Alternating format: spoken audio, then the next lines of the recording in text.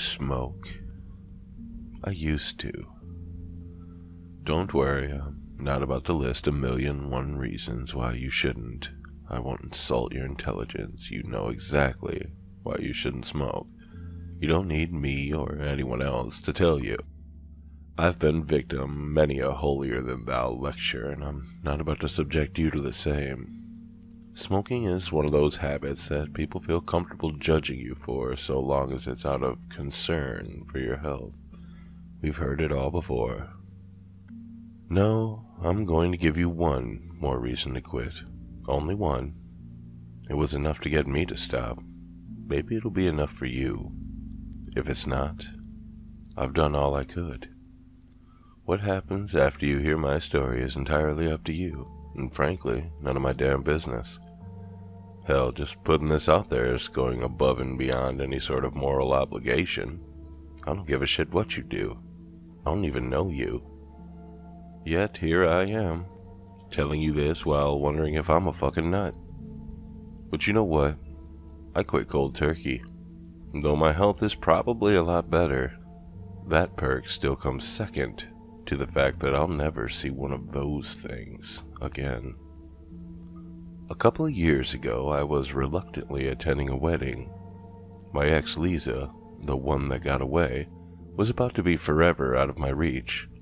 I didn't want to be there, but I also didn't want to be an asshole, so there I was, hunched in a pew and pretending to be happy for her. I guess I sort of was, but I was also feeling pretty damn sorry for myself. After the excruciatingly long ceremony, I excused myself to have a smoke outside. I had no interest in attending the reception and watching Lisa look so happy with someone else. At this point, I felt as though I'd fulfilled any obligation our continuing friendship had wrought. I'd gifted some fancy blender that made soup off of her registry, I'd watched the ceremony, shed a few happy tears, and borrowed the tux. Now I just had to wait until the earliest time I could leave without looking like a dick. A smoke break would at least give me the excuse to step away from the bustling celebration. There was a designated smoking area outside, frustratingly far from any of the entrances. It was early spring, the sky was still winter dark, and it was cold as fuck, but it was still better than being inside. So I made the walk and fished out a smushed pack of Camel Lights. I'd borrowed the tux from my younger brother, who'd made me swear I wouldn't smoke while wearing it, but I couldn't bring myself to care. I needed this. Smoking would take the edge off this miserable evening. A woman was already standing at the oh-so-classy ashtray garbage can combo. I didn't recognize her, but that didn't mean much. I hadn't been paying attention to the other guests. What surprised me about her was her dress. It was white. Even I knew that's a faux pas. Only the bride is supposed to wear white at a wedding, and I knew that the entire church had been rented out for this event. So it wasn't like this was some errant bride from another wedding. No. Her dress was an act of rebellion, a petty gesture my bitter heart could appreciate. Clearing my throat, I approached, making noise because I didn't want to startle her, giving her a chance to hear me coming before closing the distance between us. The woman had her back to me, not bothering to turn to acknowledge me. I didn't take it personally. I just drew out a cigarette, lit it up with an almost frenzied desperation. The first slow drag was incredibly satisfying, dropping the tension in my shoulders like fucking magic. I exhaled, watching the smoke pollute the air in front of me with satisfaction. Turning my attention to the pale woman, I felt up to a little small talk. Having a cigarette in hand put me at ease, even knowing it was a nicotine addiction rather than any real relaxation benefit. I couldn't help but to stare at her. She was remarkably thin. Her silhouette could be accurately described as a skinny rectangle. The absence of curves was disappointing, but not a deal breaker. It's not like I was looking to pick her up anyways, though I wouldn't say no to a good pity fuck if anyone offered. What can I say? I was heartbroken. The ceremony went on a little long, didn't it? I flicked my ash into the ashtray before taking another drag, still observing her back. I'm Rick, by the way. The woman turned her head slightly in acknowledgement, but didn't turn around. I caught a glimpse of a soft orange glow, the cigarette between her lips, though I couldn't make out her face through the dense cloud of smoke that had filled the air around her. "Your dress is beautiful," I complimented, still admiring it. The gown was strange, long and form-fitting, hauntingly beautiful, made of an unusual fabric that just turned brown and curled at the edges. It reminded me of an old map, in color and in texture, at least from what I could see. I don't pretend to understand fashion, but as unusual as a sight she was, I was drawn in. I don't know how long I'd been standing there making one-sided conversation, but it was time for a second cigarette. I sighed as I took inventory of my pack. Only 2 cigarettes left before I'd have to buy more. Not enough to get me through this evening. The first cigarette in the pack had been inverted for luck, but I felt far from lucky. Feeling as though I was bothering the woman, I decided to wrap up the respite and go back inside. She clearly wasn't up to talking, but in a last-ditch effort to be polite, I figured I could at least offer her a cigarette. I really wanted to see her face or hear her voice. There was something about her, so mesmerizing. Though she'd done nothing but stand there and smoke in silence, I felt compelled to seek her attention. I just couldn't help myself. "I have 2 cigarettes left. Want one?" I drew one out, extending my hand to present it hopefully. The woman turned to respond, and my heart caught in my throat when I finally saw her. The woman was little more than a skeleton wrapped in paper. Her face was perpetually obscured in a pale cloud of writhing smoke. The only thing I could make out through the haze were 2 glowing orange spots like 2 cigarettes in the dark. I realized only then, as she gazed back at me, that those were her eyes. She was no longer beautiful.